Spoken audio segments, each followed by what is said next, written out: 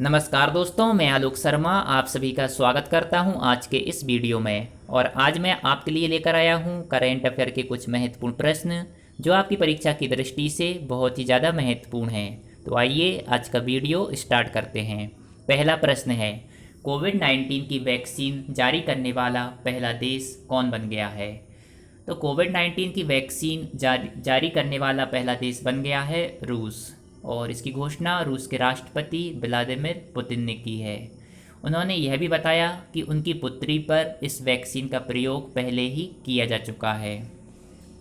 अब हम बात करते हैं अगले प्रश्न की। तो इंदिरा वन मितान योजना किस राज्य सरकार के द्वारा प्रारंभ की गई है? तो इंदिरा वन मितान योजना प्रारंभ की गई है छत्तीसगढ़ राज्य सरकार के द्वारा।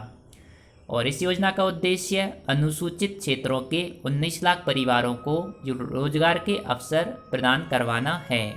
जो अनुसूचित क्षेत्रों में जो लोग रह रहे हैं उनको रोजगार के अवसर प्रदान करवाना उद्देश्य है इंदिरा वन मितान योजना का।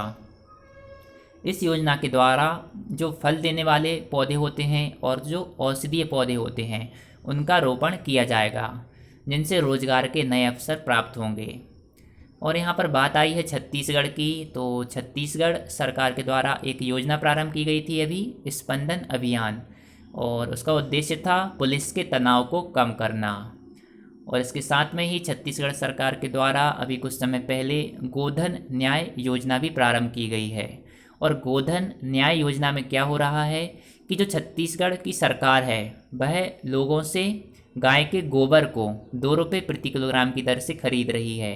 और बाद में इसी गोबर का प्रयोग खाद बनाने के लिए किया जाएगा और यह खाद कृषि क्षेत्र में उपयोग की जाएगी, जिससे छत्तीसगढ़ राज्य सरकार की जो कृषि उत्पादन क्षमता है उसमें भी काफ़ी वृद्धि नज़र आएगी। अब हम बात करते हैं अगले प्रश्न की। तो किस राज्य सरकार के द्वारा वर्ष 2020-23 के लिए एक नई राज्य औद्योगिक विकास नीति तैयार की गई है? तो अभी हाल ही में एक राज्य औद्योगिक विकास नीति तैयार की गई है और यह विकास नीति तैयार की है आंध्र प्रदेश राज्य सरकार के द्वारा। और इसका उद्देश्य संतुलित क्षेत्रीय विकास को बढ़ावा देना और युवाओं के लिए रोजगार के अवसर सृजन करना है।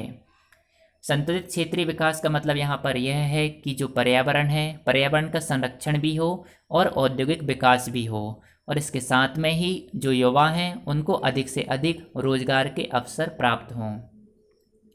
इसके पहले औद्योगिक विकास नीति 2015-20 के लिए लागू की गई थी। यहाँ पर बात आई है आंध्र प्रदेश राज्य की। तो आंध्र प्रदेश राज्य के जो मुख्यमंत्री हैं वह हैं वाई.एस. जगनमोहन रेड्डी। और आंध्र प्रदेश एक ऐसा राज्य है जिसकी 3 राजधानियाँ हैं। इसकी कार्यकारी राजधानी है विशाखापट्टनम, इसकी विधायी राजधानी है अमरावती और इसकी न्यायिक राजधानी है कुर्नूल। और कुछ समय पहले आंध्र प्रदेश राज्य के द्वारा ई रक्षाबंधन कार्यक्रम भी प्रारंभ किया गया था, जिसका उद्देश्य था साइबर सुरक्षा के बारे में लोगों को जागरूक करना।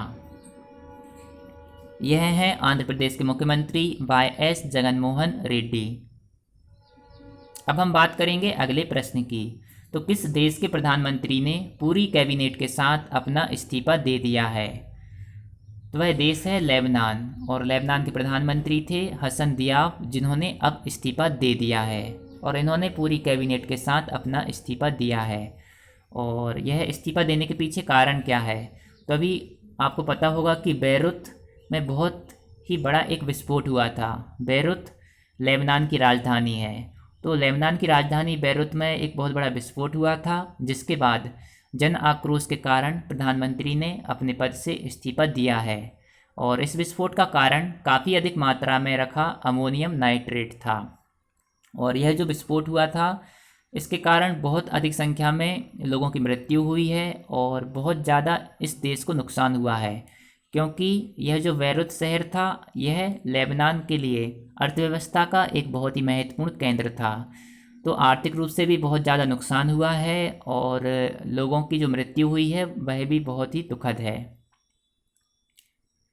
तो इसी के चलते एक जन आक्रोश हो गया था कि लोग प्रधानमंत्री से उनका इस्तीफा मांग रहे थे।